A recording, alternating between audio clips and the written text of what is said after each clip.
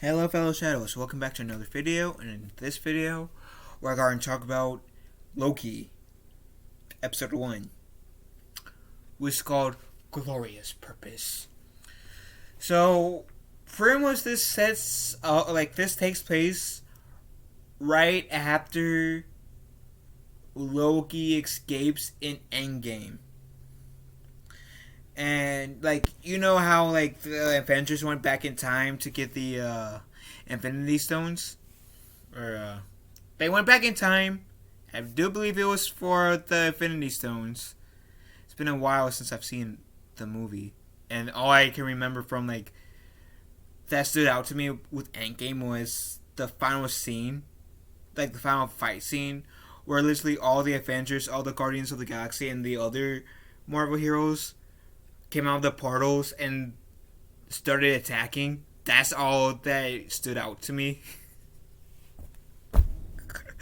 Really stood out to me with the entire Endgame movie. But I do remember the scene where they had to go back in time. And it's I believe it's right before Captain America fights Captain America. Endgame Captain America fought Avengers 1 Captain America. And how Ant-Man tries to steal the case of the Tesseract, and Loki essentially grabs it and he goes, vanishes in the movie. We pick up where, at that exact point, after Loki vanishes, and he gets thrown into this desert, this time bureau thing called Time Variance Authority, TVA. They say, you're under arrest because you're not supposed to be here. And so as Loki's getting processed, I actually don't know the guy's name.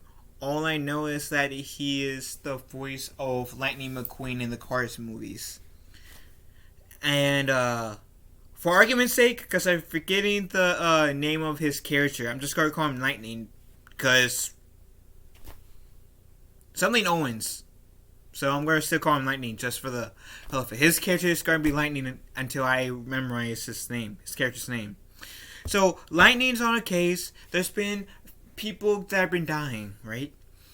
And as soon as they're going to reset the area's time, this one woman says, "Oh, sure, you would be interested in seeing this."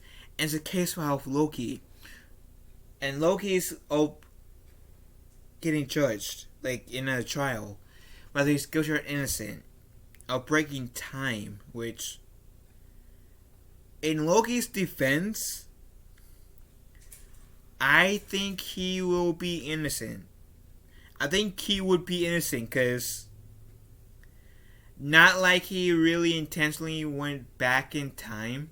Oh, and keep in mind, this is at this point, he went into this line that had this old school drawing of this mother time whatever. Kind of like the style of Schoolhouse Rock. Art style.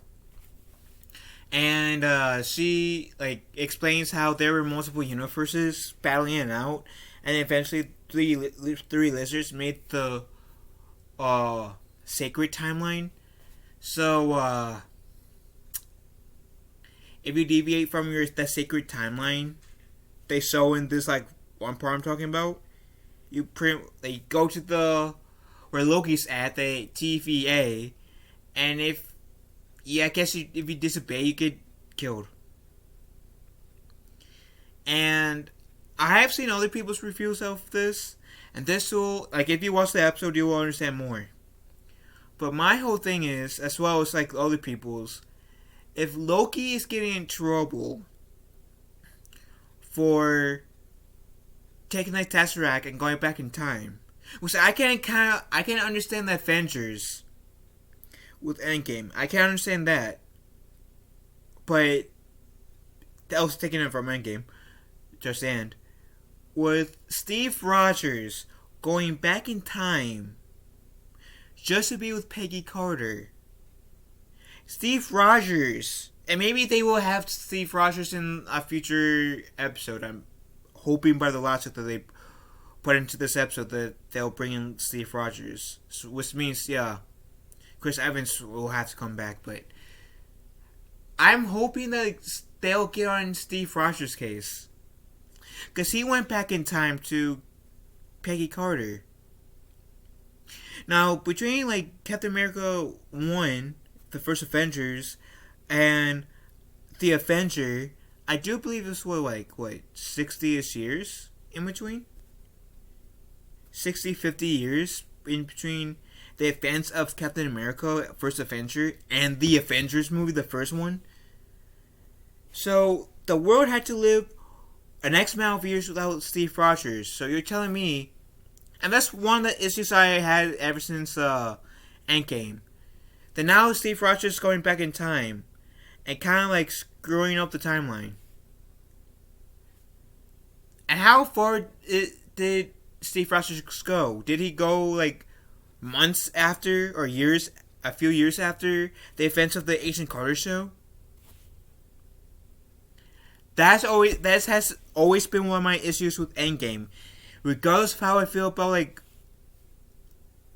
the final fight, even though there's this one Christian part in the final fight of Endgame, I always had an issue with Steve Rogers going back in time. Even though it was nice seeing him and Peggy Carter dancing, I still had an issue with that. This show, Loki, is only making that issue more fair, if that makes sense. And this episode alone definitely contradicts a lot. And by also their standards, then the Captain America from Endgame should have been in there too, outside of just going back in time to see Peggy Carter, because he fought himself and he told himself, the Avengers version of himself, that Bucky's alive. I'm pretty sure Captain America, at least Steve Rogers, should have not have known that until Winter Soldier, the movie Winter Soldier. But yeah, like I said, this episode kind of does put some plot holes in the MCU alone. And I'm hoping that they'll realize that and say, oops, we gotta explain the plot holes, even though that would be dumb, but that's just me. So, Lightning and Loki gets into the same room. Pretty much. I'm fast tracking. And Lightning interrogates Loki. He wants to know why he does what he does and if he enjoys hurting people. And we see a little homage to Loki's life in the first Avengers, and then in Avengers 2, and then in Thor 2 and Thor 3, and a little bit in Endgame. And we see Loki learning that he is responsible for his mother's death. And we see him kind of freaking out, and then Lightning gets called. He tells Loki to stay. He comes back, Loki's gone. I'm not so surprised. So there's a few minutes of this chasing scene, and then Loki goes to the sees the Infinity Stones in this little drawer, and the guy Loki's with says, "Oh yeah, some people use these Infinity Stones that in both Endgame and Infinity War that was hyped up to be one of the most powerful things ever. Yeah, they're just diamonds now." And yeah, then Loki is in awe.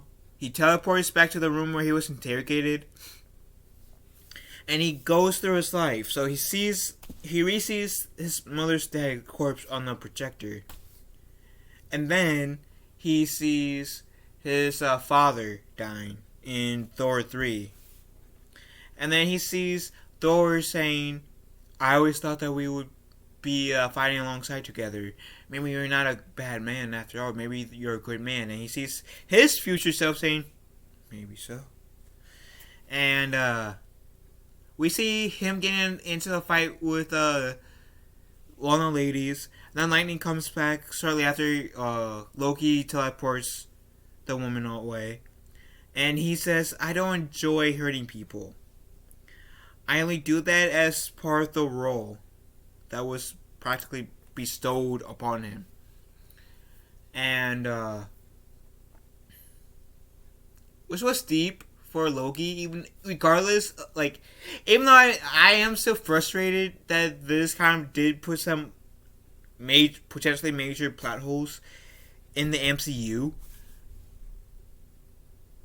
That scene with Loki admitting, okay, I don't hurt people because I like it. I do it because it's part of who I am. It's part of the role I have to face. And then Lightning says, I don't believe you're a villain, and I got faith in you that you can be good, like your brother said, practically. And we need your help. We're trying to find this variant that's been killing people. And Loki says, who's this variant? Lightning says, well, that variant is you. And then we pretty much get to another scene where this hooded figure puts the area on fire, killing the TVA agents, killing them. And we don't see the variant's face, but of course we know that's Loki, a different version of Loki. And I think this one is the female Loki that I've been hearing.